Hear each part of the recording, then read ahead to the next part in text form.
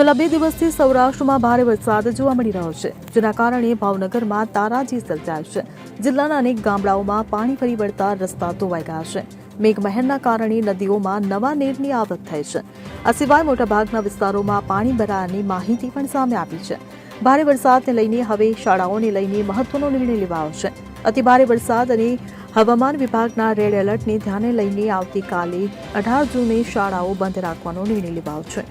આ મામલે ભાવનગરના જિલ્લા કલેક્ટર ડોક્ટર મનીષ બંસલે માહિતી આપી કે ભાવનગરમાં અતિશય વરસાદને કારણે કાલે એટલે કે 18 જૂન 2025ના દિવસે તમામ શાળાઓમાં, જેમાં પ્રી પ્રાઇમરીથી લઈને ધોરણ 12 સુધીનો સમાવેશ થાય છે, તેમાં રજા જાહેર કરવામાં આવી છે.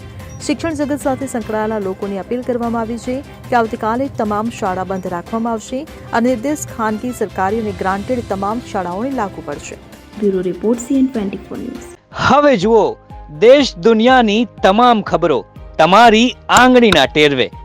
ઉઠાવો મોબાઈલ અને Google Play Store પરથી ડાઉનલોડ કરો અમારી CN24 ન્યૂઝ મોબાઈલ એપ.